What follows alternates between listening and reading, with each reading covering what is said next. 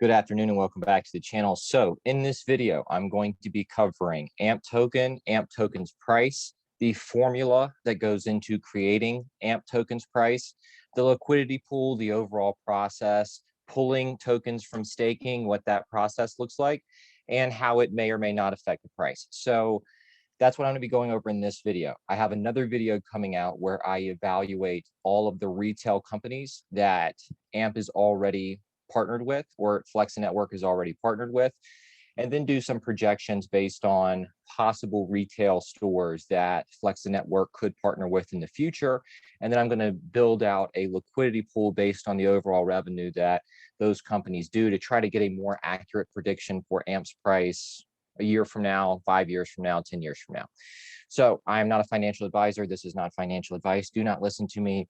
Do your own research and make your own decisions. I've only been involved with crypto for about a month or so, so take everything I say with a grain of salt. I'm simply looking at some of the underlying things here when it comes to evaluating these prices and looking at this as an investment and what we can expect as far as a 10x, maybe a 20x, breaking down the technicals of the application itself and how it's actually priced out. So that's what I'm going to be doing in this video.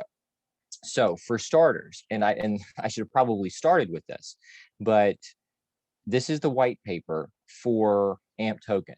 And they say very, very clearly in here that the price is really dependent on the AMP token pricing is based on user demand for staking yield, spending utility, and expectation of future productivity growth. Now, there's a couple models that they use to come up with the overall AMP token pricing, or at least that they have listed in here that they use for calculating the price. But neither one of them really have very much to do with the amount of tokens being purchased on exchanges on a daily basis from people like you and I.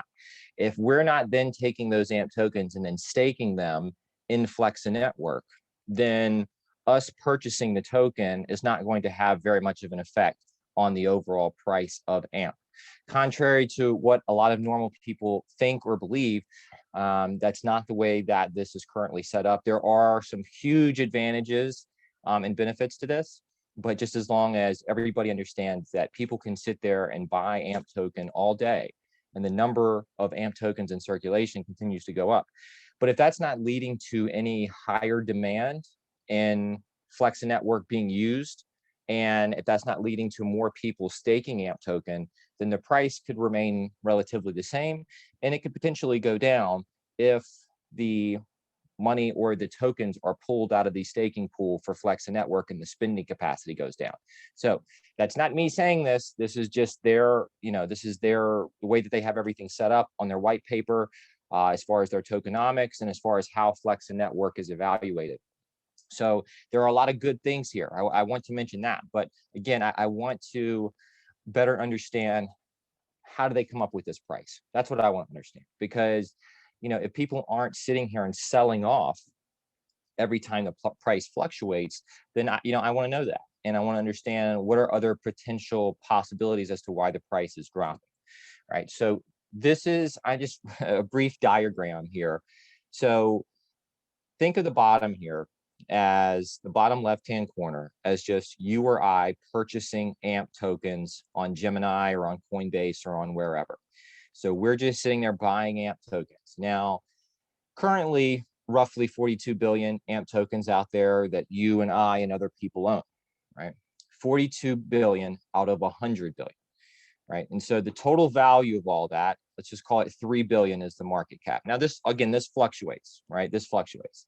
So, and the price of AMP is, let's say 6 cents.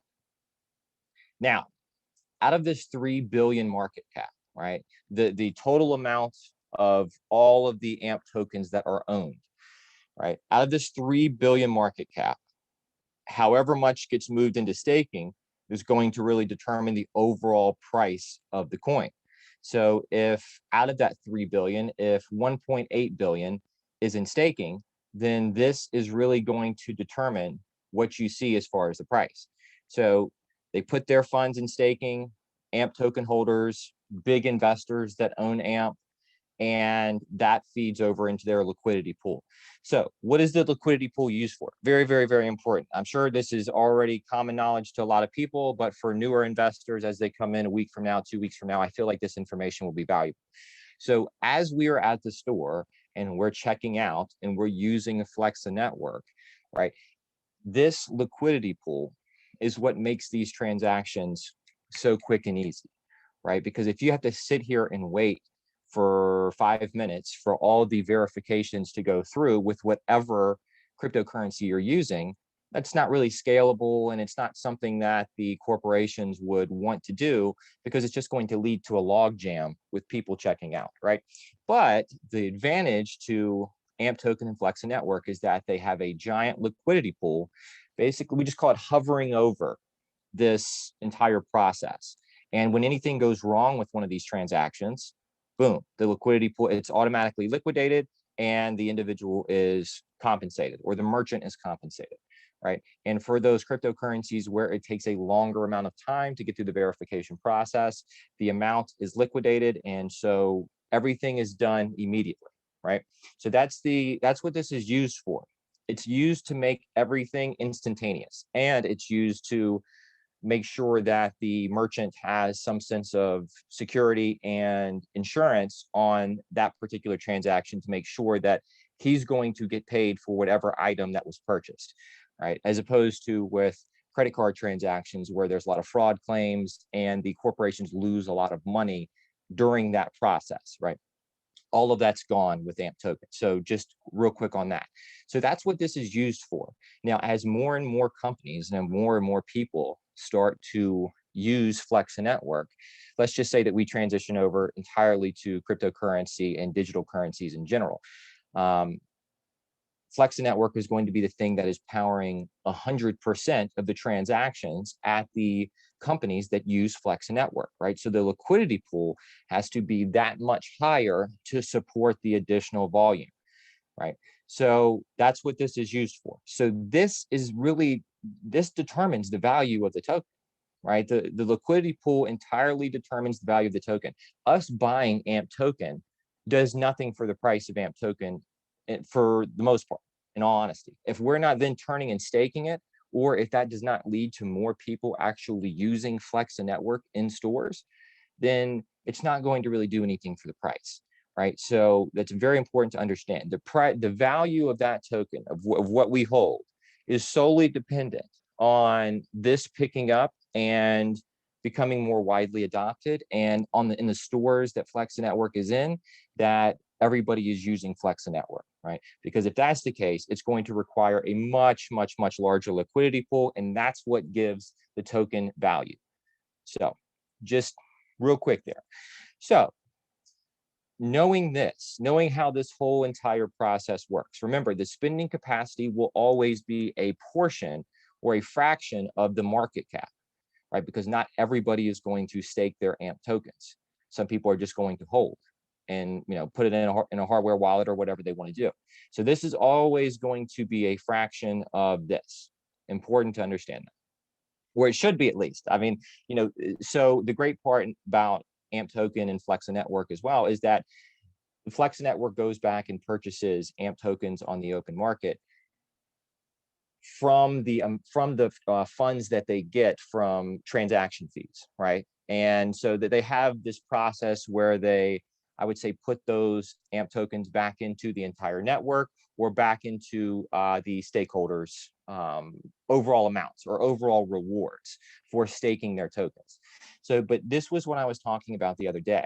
And I'm not trying to spread FUD or anything like that. I'm just trying to better understand how this works. And if this is the way that certain things happen when the price drops, it is what it is. I don't really care. I know where the long-term picture is, right? So if in the short term, whales and large investors can do different things to make the price go up and down, okay, that's fine. It's just good to know that, right? So think about this. A large group of investors could sit there and go line by line with all of these cryptocurrencies that they feel like have really strong potential. And they could just say, okay, this is how much this market cap is, this is how much this is how much these, this is how many tokens are in circulation here. And they can work it out to say, okay, we're going to own 20% of all the tokens here, and we're going to own 20 or 30%. We're going to own 30% of all the tokens here. And that's just easy numbers for them to be able to calculate. And they have to regularly keep up with that. But then we're also going to own 30% of the liquidity pool that funds this particular application. Now, not all of these are, structured the same way, right? AMP, if you look at AMP and Aave, for Aave at least, their liquidity pool is the main thing that gives it its value, because that's what makes them able to facilitate all of these loans. They can't loan out cryptocurrencies, funds, they can't loan out anything if they don't have the liquidity pool sitting over top of them to make that happen. And the bigger the liquidity pool, the more people they can serve. That's what makes that valuable, right? So, but what I'm saying is that larger investors could strategically work it out to where they own 30%. I'm just 30% a random number, 30% of the tokens and 30% of the liquidity pool. And they can look at the liquidity pool and say, okay, the liquidity pool is 1.5 billion, right? We need to make sure that we have at least, 300, 400 million, whatever it may be, in the liquidity pool. So that way, whenever we decide to move it, the price is going to change significantly, whether it be we add additional funds to the liquidity pool or whether we subtract funds from the liquidity pool. Now, the great part about how all of this is set up is, to a lot of a degree, it is decentralized, because each and every application is going to have their own process, their own smart contracts, and their own guidelines for staking. How long you have to stake, how much you can stake, what's the process when you want to withdraw before that time frame, if there is a time frame. So all of these are set up individually. They're not set up, in my opinion, like as a uniform thing. When you start reading into staking with each of these, they have their own process, right? They have their own process with their own smart contracts, okay? So that's good. But this is all information that a group of investors could look into and find out and plan around. So if a big group of investors did have 30% of the tokens, or even 20%, and then 30% of the staking pool, and they have a time worked out to where they are removing those funds from staking, that's going to cause the price to go down, down, down, right? So if they're just pulling funds from staking, this could cause the price to drop significantly without anybody selling their tokens. Now, this is a theory, this is a hypothesis. I'm not alleging that there's any crimes or conspiracies or anything like that. I'm just trying to explore all options here. So if you look at any of these, AMP is the top left, Solana is the bottom left, Link is the top right, Uni is the bottom right. But on any of these, if they, and I haven't looked too much into Solana as far as how the token is priced out, but just for AMP specifically, if a large amount was removed from staking, or several different large amounts were removed from staking, that would cause spending capacity to go down and the price of the token to go down. So just keep that in mind because nobody has to sell their AMP tokens. It's a very, very important part to keep in mind here. So liquidity pool primarily determines the price of the coin, right? And when you start seeing all of these altcoins just start to taper off, it's very possible that there are large investors moving money around in liquidity pools as opposed to selling. Okay. Very, very important to understand. Now, there's probably also a selling aspect to that as well. And I think that a lot of numbers would back that up. But I would assume that when this does start to happen, then people sell. But I truly believe that this is the thing that initiates the sell, in my opinion, because they start to see a dropping, and most normal people assume there is a sell-off. And so some people sell, and a lot of people get liquidated here. And to be honest with you, I'm not even saying that this is definitively happening, but if it was, and it was happening for the sole purpose of liquidating weak hands, it is what it is. I don't really have anything on that, to be honest with you. I think that there does need to be more transparency in what the guidelines and process is for staking and withdrawing staking and what percentage you can stake of the overall amount. I think there needs to be more visibility there. But this is a strategic move if it is happening. Again, I'm just this is a theory that I have came up with that makes more sense to me than people just randomly start selling their altcoins for no reason whatsoever at the same time, and they sell all the way down to the same price point relative to each altcoin. So that's all I'm saying. So let's see here. Let's get into a couple of the things about AMP token and its price. So when it says what efforts have been made to decentralize the control of the AMP token contracts. So it says something to minimize the influence that any one entity or individual have over the AMP token standard. The AMP token contract offers a fixed non-inflationary token supply and limited upgradability. Okay, so that's one of the things that they're doing, or that they did, was they offered a fixed supply of the 100 billion tokens. Okay, it's not infinity, or we're just going to continue making them until the end of time. Because AMP can be permissionlessly extended through collateral manager contracts by any project that builds on the AMP platform, the value of AMP token is derived solely from the value of the projects that choose to adopt it. Okay, now this goes over the process involved when withdrawing funds or withdrawing AMP tokens. And there is a process involved, and there is a recorded track record of who's making the request, how much is coming out, whether or not they can even do that amount, or if there's a maximum amount, as it says right here.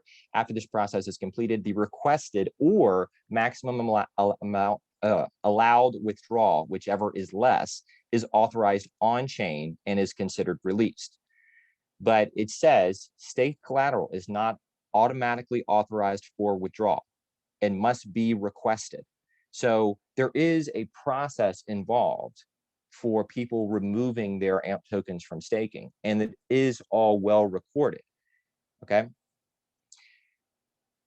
The response from Flexit is safe to broadcast publicly, because this is the whole process where it talks about it. This is more of a technical thing, so I don't want to get too far in the weeds on here. But it says the response from Flexit is safe to broadcast publicly, as the collateral manager only allows withdrawal transfers to be initiated by the original staker or approved operators of the collateral manager contract, right? So, there is a process, I'll put it that way, and there is a track record and a running record of all of those things happening.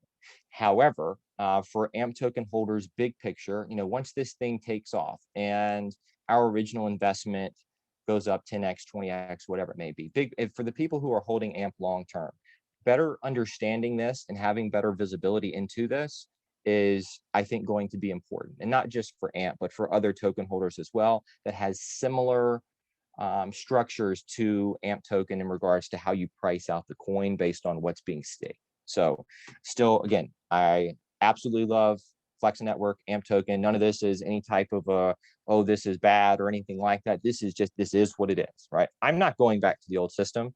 So until, if crypto goes to zero, yes, I'll be forced to go back to the old system. But anything other than that, and I'm not going anywhere. I've had enough of that, and this is what it is for me. So I just want to be very clear about that.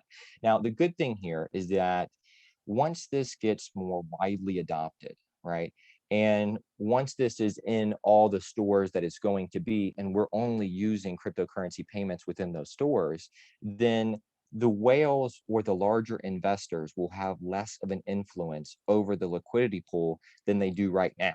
Right now, when it's not really being used and they don't have to have a massive liquidity pool to support all of these payments, well, this can be more easily shot up and down, in my opinion. Actually, just can be, Now, when this goes to 10, 20, 30, 40 billion, and it has to be there to support all of these payments, it's not really in the whale's best interest to mess around with this, right? Unless it's just completely overvalued and there's a lot of people that you just want to get a lot of people out and dump it down really quick and then just buy up whatever anybody else sells.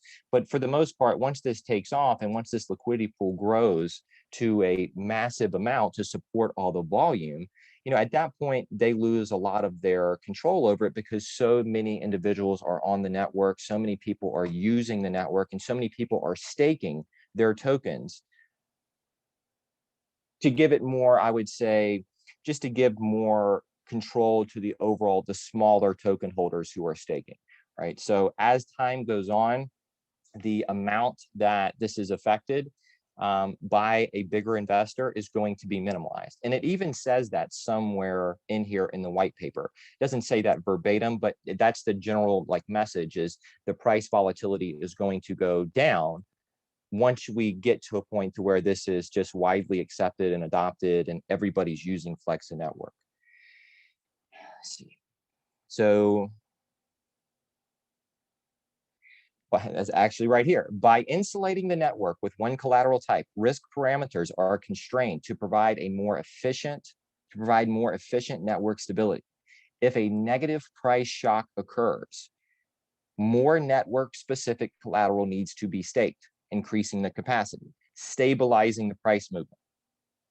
So also, since collateral value is directly correlated to network spending volume, there is a low covariance between a discrete transaction not settling and AMP utility value. That's just basically saying if there's a bunch of different transactions not settling and it's causing the spending capacity to go down a little bit because they have to liquidate that amount, that there's not really a situation where big picture that's going to affect AMP price because it's such a minimal amount that it would hardly even be noticed big picture.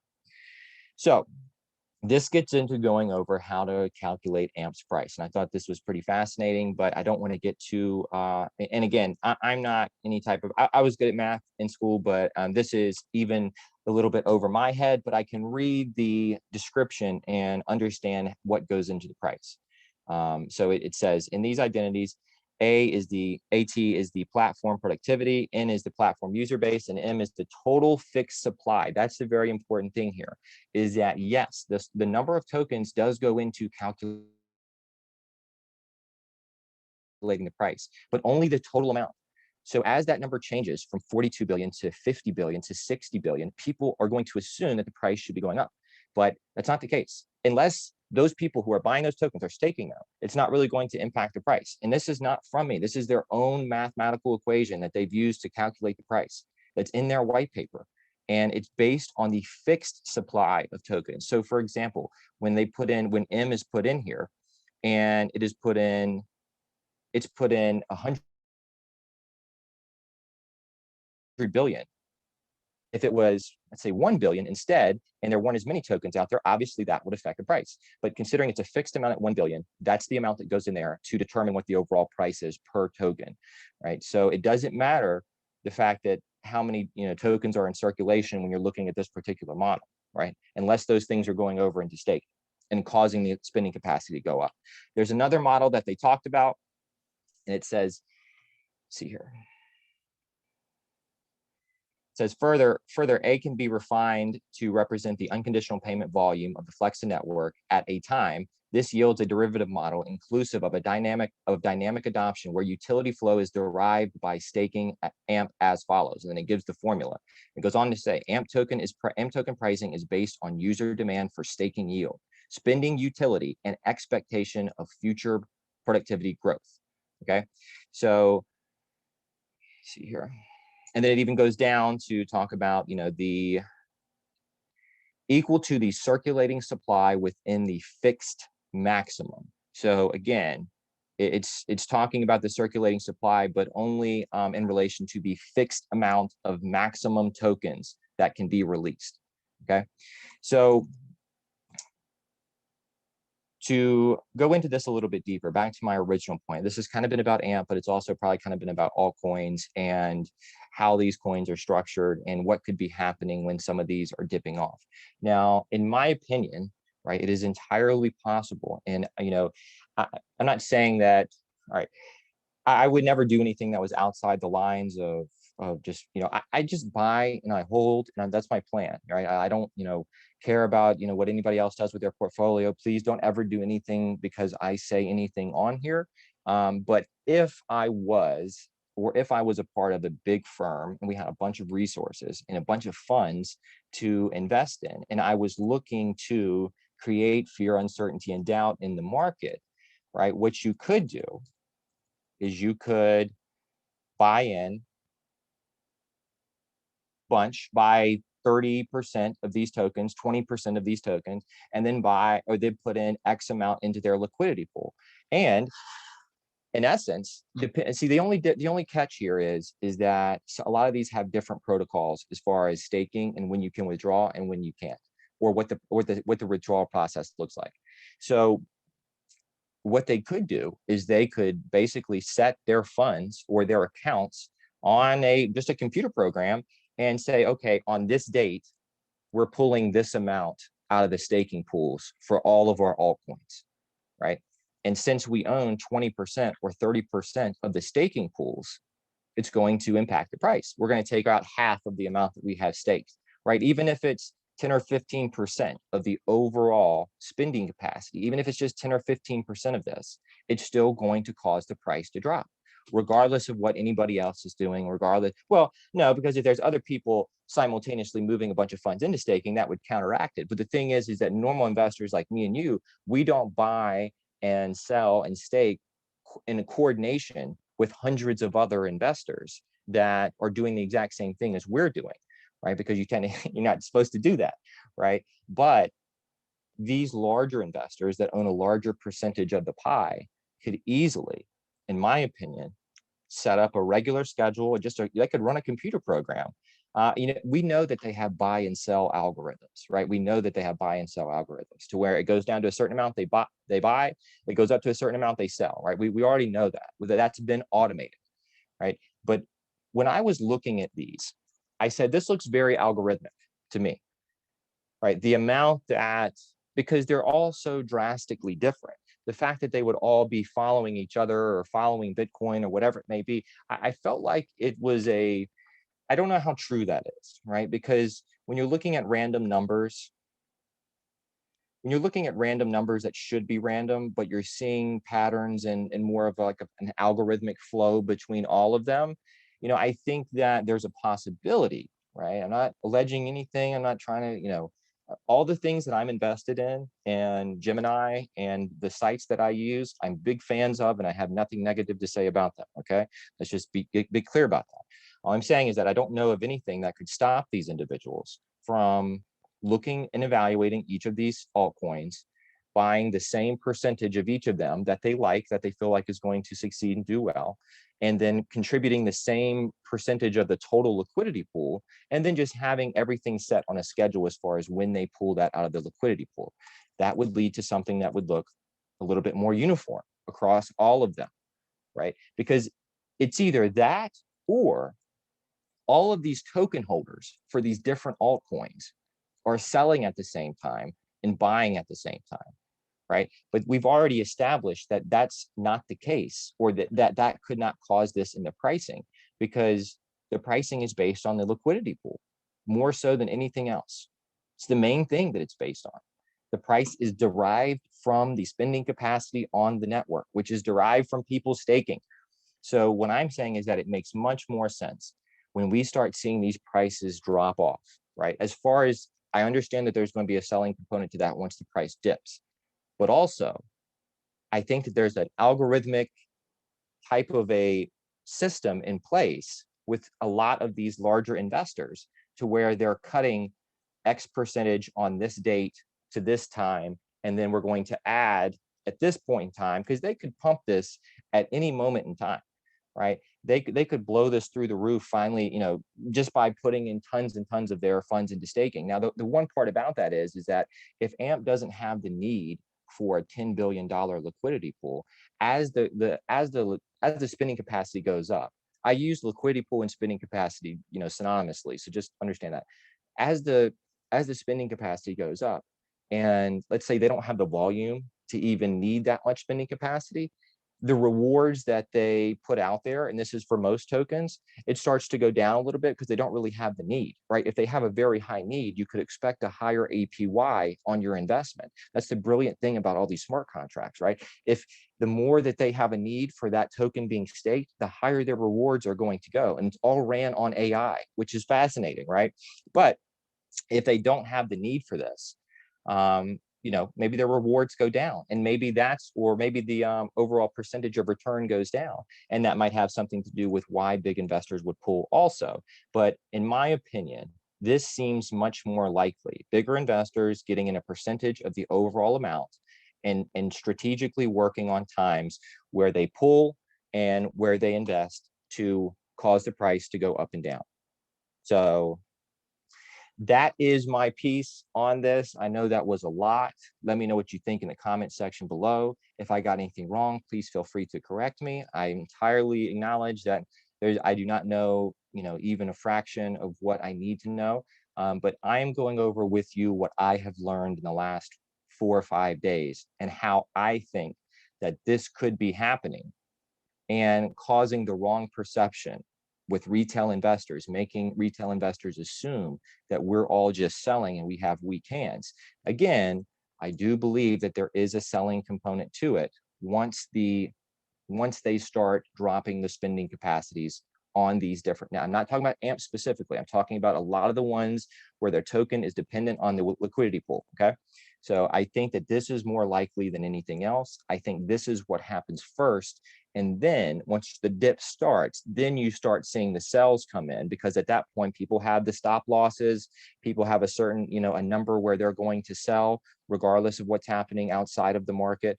Regardless if big corporations are taking it on, they're still going to sell at this dollar or cents amount, right? And they know that. And they know if they can get it down to a certain amount, we're going to have X amount of people sell, and then we're going to buy on top of that. But a very important thing to leave you on is, so understand, this is just a screenshot from the other day, 7 cents. Understand that we can sit here and buy these tokens all day long. We can sit here and buy these tokens all day long. But if this stays relatively normal, so is this, right? So as soon as my Gemini account gets cleared up, I'm buying more AMP, right? Because I know that this is really dependent on whether, if everybody collectively starts adding to the staking pool, it's mostly going to be dependent on the bigger investors. And Flex and Network and these other companies, they really, I'm gonna say they need to. Big picture, probably not, as staking becomes easier, hopefully. But they really do rely on the larger investors for a liquidity pool to fund their network. And that's the way the world works, right? I mean, they need a bunch of liquidity, and the bigger investors have a bunch of liquidity to give them. So, I mean, that's just the way that it works, right? But understanding how it works is really, really important. And that's what I want to try to do. That's what I hope I did a little bit better in this video. But the next video is going to be me going company by company, the largest retailers in the country, looking at their revenue, looking at everything, and drawing a price prediction for AMP over the next 5 years or so. So it's going to be great. Give me a day or so to get that all done and wrapped up, and I'll go ahead and put it out. But yeah, that's all I have for this video, and hope you enjoyed it. Comment in the comment section if I messed anything up, if I need to go back and correct anything, happy to do so. But I hope you got something out of this, and take care, and I will see you in the next one.